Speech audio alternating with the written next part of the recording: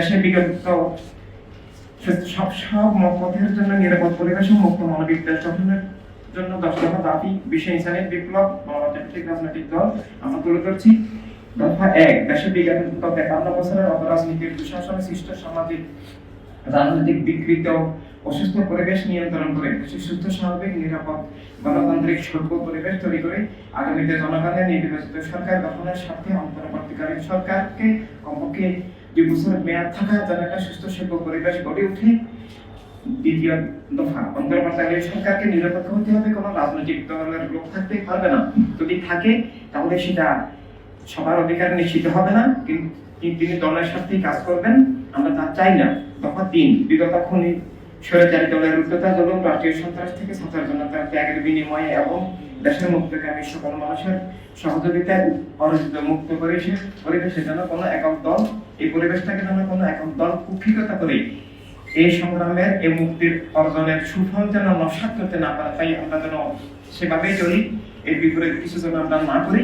আমরা আরেকটা গুরুত্বপূর্ণ জিনিস চাই, আমরা ছাত্র, সাংবাদিক, শিক্ষাবিদ, বুদ্ধিজীবী, আইনজীবী, পৃথিবীর দুনিয়ার রাষ্ট্রের সব মানুষের আমরা জীবনের অবিচ্ছেদ্য বিষয় হিসেবে, নাগরিকত্ব হিসেবে তার রাজনৈতিক বিশ্বাস, ধর্মের বিশ্বাস সব থাকায় বিশ্বাস করি, কিন্তু তিনি সেটা শিক্ষা প্রতিষ্ঠানে, কলকারখানায়, অফিস আদালতে এটা দলীয় রাজনীতির যেন আখড়া না হয়, দখলদারিত্ব যেন না হয়।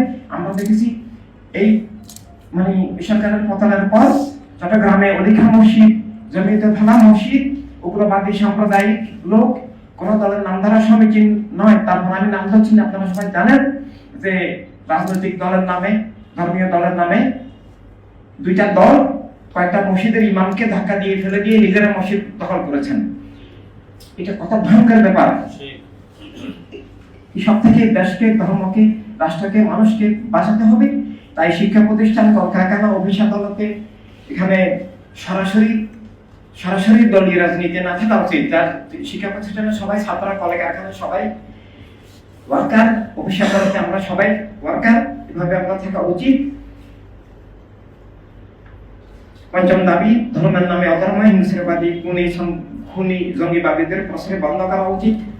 ধর্মের নামে উগ্রবাদী, সাম্প্রদায়িক, হিংসা, পাশবিক রাজনীতিকে সাংবিধানিকভাবে নিষিদ্ধ করা উচিত। আমরা বাংলাদেশকে দ্বিতীয় তালেবান রাষ্ট্র করতে চাই না। আজকে তালেবান ওখানে ক্ষমতায় এসে ক্লাস 3 উপরে মা বোনদের শিক্ষা নিষিদ্ধ করেছে। যে সমস্ত ছাত্রীরা মেডিকেল কলেজে ইন্টার্নশিপে ছিলেন, যারা 4th ইয়ার 5th ইয়ারে চলে গেছেন, তাদেরকে পর্যন্ত আর পড়তে দেওয়া হচ্ছে না। তাহলে একটা মা বোন চিকিৎসা করবে কে? ইসলাম এটা বলে নাই। এই জন্য ধর্মীয় রাজনীতির মতো বিষাক্ত রাজনীতি, নেতানিয়াহুর রাজনীতি, তালেবানের রাজনীতি, আইএসের রাজনীতি আমরা বাংলাদেশ এবং দুনিয়ার কোথাও চাই না। এভাবে তাহলে আর এই পরিবর্তনের কোনো মূল্য নাই। রাষ্ট্র সবার, দুনিয়া সবার সাংবিধানিক স্বীকৃতি থাকতে হবে, সবার জীবনের অধিকার সাংবিধানিকভাবে স্বীকৃতি থাকতে হবে, যেন কেউ এক ধর্ম বা এক মতবাদ চাপিয়ে দিয়ে রাষ্ট্রকে ব্যবহার করে আর আমাদেরকে রুদ্ধবন্দী করতে না পারে। আমরা মুক্তি চাই, স্বাধীনতা চাই। ঠিক 6 নম্বর দাবি, যে বিগত সরকারের পতনের পর নিজেরাই পাল্টা খুন, অগ্নিসংযোগ, লুটতরাজ, মাজার শরীফ ও বিভিন্ন ধর্মের উপাসনালয়ে হামলা, গুন্ডামি এসব বন্ধ করতে হবে। সব মানুষের জীবন রক্ষার, বাঁচার, নিজের ধর্মপথ আদর্শ নিয়ে বাঁচার অধিকার, নিজের রাজনৈতিক মতপথ নিয়ে বাঁচার অধিকার, স্বাধীনতা নিশ্চিত করতে হবে। যারা অন্যের অধিকার, স্বাধীনতা হরণ করে একক গোষ্ঠীর স্বৈরতন্ত্র কায়েম করার জন্য রাষ্ট্র জবরদখল করতে চায়, তাদের দমন নিষিদ্ধ করতে হবে। ছাত্র জনতার ত্যাগ ও জীবনের বিনিময়ে অর্জিত স্বৈরাচার মুক্ত পরিবেশ জন্য কোনো দল বা গোষ্ঠী নিজেদের একটার সাথে ব্যবহার করে জনগণের নিরাপত্তা, স্বাধীনতা, অধিকার ধ্বংস করতে না পারে তা নিষিদ্ধ করতে হবে।